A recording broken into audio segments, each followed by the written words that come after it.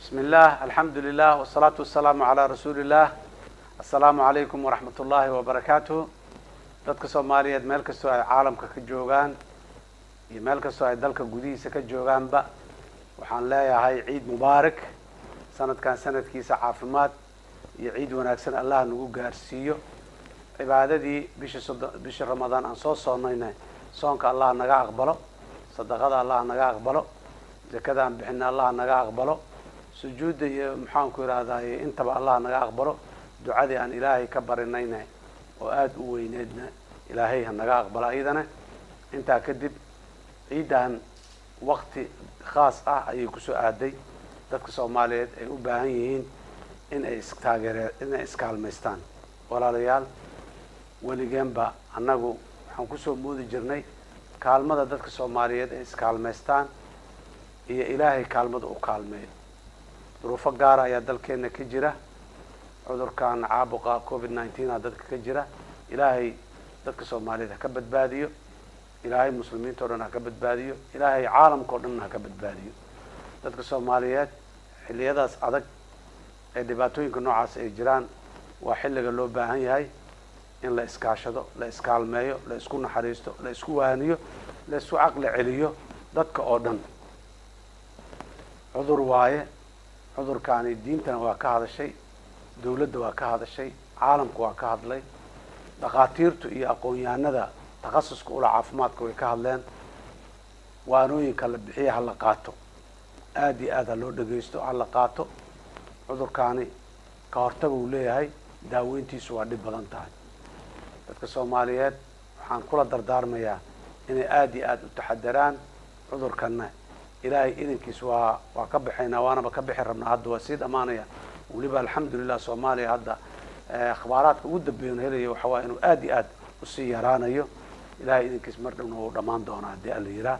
marka arrinka waa arrinkaas. arrinta kaloo taagan waa arrinta fatahaadaha webiyada, labada webi ee dalka oo dhan ka jira, iyo roobabka mahiigaanka ee meelaha qaarkood daadadka kusoo rogmaday magaalooyinka, tuulooyinka iyo deegaanada qaarkood.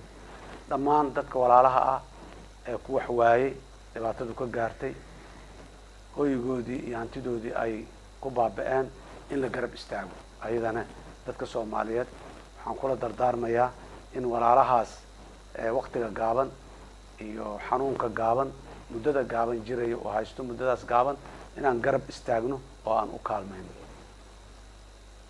qodobka ugu dambeeya ugu muhiimsan oo aan rabo inaan soo qaado oo ku saabsan muxuu ahaa iskaashiga iyo iskaalmaynta waxa waaye waa ciid. dadkuna Ilaahay isku awood ma wada siinin. inta wax haysata waxa ay haystaan waxa Ilaahay uu ku imtixaanay ka mid yihiin. kuwa aan wax haysanina wax haysasho la'aanta iyo wax la'aantu waxa lagu imtixaanay ka mid yihiin. laakiin waxa Ilaahay uu jideeyay waxay tahay inaan iskaalmayno. war kuweena wax haysto aan kaalmayno kuwa gacantooda ay gaaban tahay.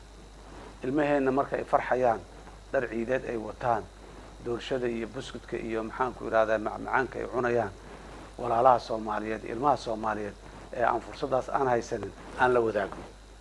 waa maalin iyo labo farxaddu iyo maalmo kooban. carruurtu ay farxayaan oo ay cayaarayaan oo ay waxaysmayaan. ha laga wada farxiyo carruurta Soomaaliyeed meel kastoo ay joogto. deriskaaga ogaaw, gurigaaga dhexdiisa in laga faraxsanaado, guriga kugu xigo kugu dhagana uu dansanaado. ama intii diintu tilmaantay ee deriska ahaayay ee 40 qoys iyo agaarkaaga ahay lamida. walaalayaal arrintaas si gaar oo hoos aad iyo aad ayaan u adkaynayaa, u dul istaagayaa. ciidda la joogo, farxadda ciidda aan wada gaarsiino carruurteena. carruurta aan ka wada farxino, waayeelka aan ka farxino. inta gacantoodu gaaban tahay oo la yaabo maalinta ciidda inaan gurigooda dab laga shidayn, dabka ha loo shido oo maxaan ku rahaa la farax geliyo. ilaahay dartiis ayadoo loo yeelaayo iyo deriskaaga iyo waajibaadka ilaahayna saaray anagoo gudaynana haddii aan yidhaah. waxaan leeyahay walaalayaal, awal iyo aakhir iskaashi. dadka Soomaaliyeed ha iskaashadaan. markay dhibaato jirtana ha iskaashadaan. markii ay wanaag iyo nimco iyo barwaaqo lagu jirana ha iskaashadaan. dadka Soomaaliyeed intaa kadib waa dhibaatada iyo duruufaha jira markaan kasoo gudbo arrimaha kale ee masiirkeena iyo mustaqbalkeena aan iska kaashano ayadana. aan ka tashano aan is ogolaano aan garabka isu raaricino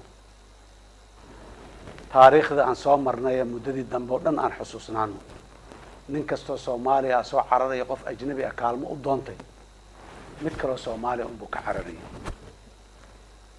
walaalkaaga ha ku kalifin haddaad ka awood badan tahay haddaad ka sharciyad badan tahay haddaad ka xoog badan tahay haddaad ka muxuu ahaay ciidan iyo qalab iyo tol iyo wax aad ka badan tahay ha u isticmaalin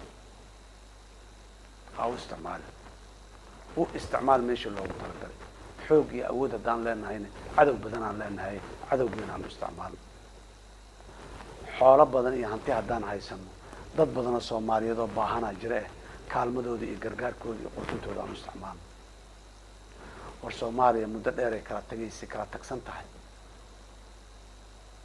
afkaarta iyo talooyinka ay ku sii kala tagayso waxaan leeyahay laga dhimar qabo hala tashado hala isu caqli celiyo hala is warsado maahmaadii Soomaalidu wax badan ayay ka hadashay marka oo la tashawaayo wax imaanayo markaan ka nimaado Ilaahay tilmaantiisii aayadaha Quraanka oo ku tilmaamay oo war hays khilaafina oo hadoodina oo awoodiinu yaani tagin horaa loo soo sheegay haddaan iskhilaafno isqabqabsano awoodda aan leenahay ummad ahaan inay tagayso aniga awood aan leeyahay macno ma samaynayso marka awoodda guud ee Soomaalidu ay leedahay ay macno beesho aniga keligay iyo reer hebel iyo koox hebel awood ay leedahay macno ma samaynayso aan ka wada shaqeyno aan tashano si aan awood u yeelano ilaahay sunnadiisa iyo aayaadkiisa Quraanka iyo axkaamtiisana aan raacno soo haray waxay tahay xigmadda Soomaaliga horay ayaa looga hadlay waxaan rabaa inaan hadalkayga kusoo gabagabeeyo xigmad yar oo Soomaaliya oo dhahaysa qoonkii isquursadaa qoon kaluu qoryaha u guraa haddaan isquursano kuwa naga liito ayaan qabaan u noqonaynaayo maxaan koraa u shaqeynay walaalayaal yaanan isquursanin aan isgacanta garabka isu raaricino isu soo dhaweyno ismarxabayno isu furnaano maxaa dheelayn maxay kula tahay maxaa ku dhibay maxaa dhibsata raalli ahaw qof walba aan dhahno meeshaasaa maslaxada nooga jirtaa baryahan siyaasadda xoogaa waa tii laga qaylinaya waxaan leeyahay dalkaani hagaagiisa khayraad naguma yara nimca ilaahay uu dad siiyo naguma yara meel ilaahay dad uu ku abuuro meelaha ugu fiican adduunka ayaan joognaa ku abuuranahay bas hal ciladaan leenahay waa tashalaanahay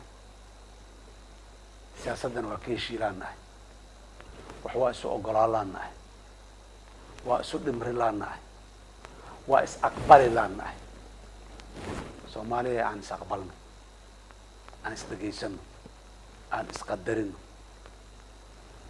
kii waaya araga kii aan waaya araga aan ha weydiiyo fas'aluu ahla dhikri in kuntum laa taclamuun hala is warsado nin walba waxa uu ku fiican yahay kii orod ku roon iyo kii aayad ku roon balaya orti ninkii yiri waaye nin walba meeshuu ku fiican yahay aan ku ixtiraamno uga dambayno dhageysano qoon fiican oo xoog leh oo sharaf leh oo muslimiin ah oo Soomaali ah oo karaamo leh ayaan nahay qoon kale oo naga liitay aan qoryaha u gurin qoonkii isquursadaa qoon kale oo qoryaha u guraa waxaan leeyahay Soomaaliya Allah badbaadiyo dalkeeda Allah badbaadiyo dadkeeda Allah badbaadiyo diintooda Allah badbaadiyo karaamadeena iyo sharafteennana ilaahay ha noo soo celiyo annaguna aanu istaagno inaan soo ceshano Soomaaliya nabad walaaltinimo isu dulqaadasho iyo samir haddii alla yidhaah aad iyo aad u mahadsantihiin wasalaamu calaykum waraxmatullaahi wabarakaatuh ciid mubaarak kulla caamin wa antum bikheer salaamu allah calaykum